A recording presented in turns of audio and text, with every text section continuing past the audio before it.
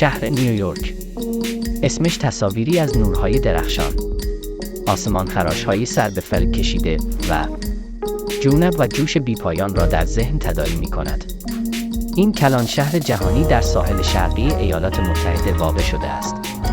نیویورک به انرژی فوق‌العاده و مقامش به عنوان دیگ ذوب فرهنگ‌ها شهرت دارد.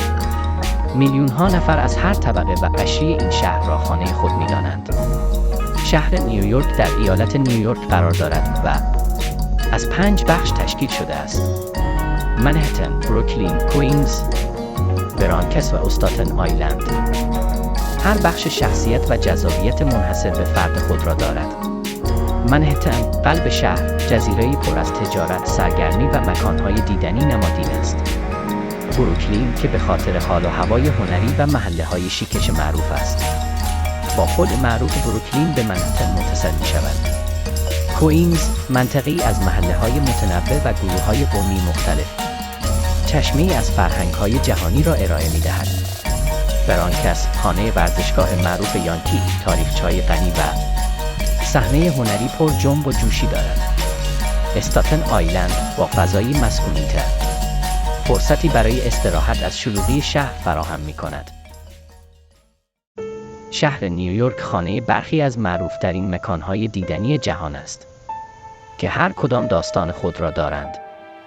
مجسمه آزادی، هدیه‌ای از فرانسه، با شکوه در جزیره لیبرتی در بندر نیویورک ایستاده است. این نماد آزادی و دموکراسی از بازدید کنندگان از سراسر جهان استقبال می‌کند. ساختمان امپایر استیت که زمانی بلندترین ساختمان جهان بود، با مناره آرت دکو خود آسمان را می‌شکافد. بازدید کنندگان می‌توانند برای تماشای مناظر نفسگیر شهر به سکوی رست آن صعود کنند. پارک مرکزی، بهشت سرسبز وسیعی در قلب منهتن، پناهگاهی از جنگل شهری ارائه می‌دهد.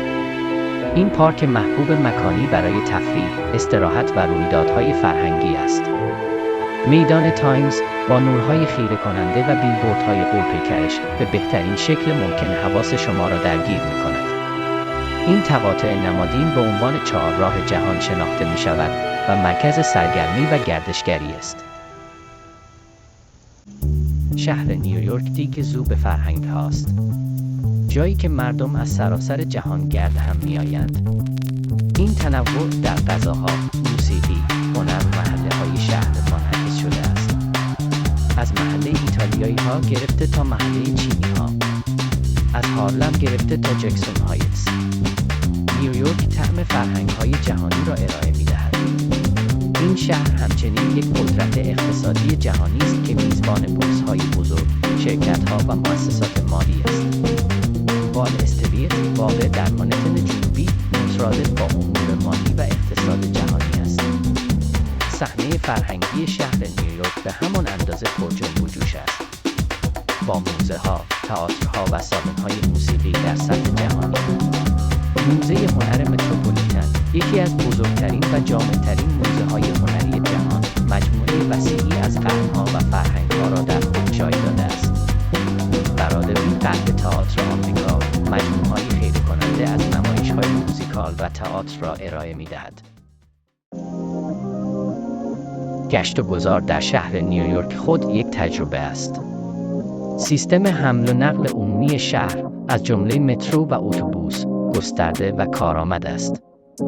به ویژه مترو، شاه رگ حیاتی میلیون‌ها نیویورکی است که بخش‌های مختلف شهر را به هم متصل می‌کند و 24 ساعت شبانه روز کار می‌کند. تاکسی‌های زرد در منهتن همه جا دیده می‌شوند و سوار شدن بر یکی از آنها یک تجربه ناب نیویورکی است. با این حال، پیاده‌روی نیز راهی عالی برای گشت و گذار در شهر است و به شما این امکان را می‌دهد که از مناظر، صداها و انرژی محله‌های متنوع آن لذت ببرید. از نورهای درخشان میدان تایمز گرفته تا آرامش پارک مرکزی، شهر نیویورک تجربه‌های منحصر به فرد و فراموش نشدنی را برای هر بازدید کننده‌ای ارائه می‌دهد. فراموش نکنید که لایک کنید، کامنت بذارید و برای دیدن ماجراجویی‌های بیشتر کانال رو سابسکرایب کنید. خداحافظ.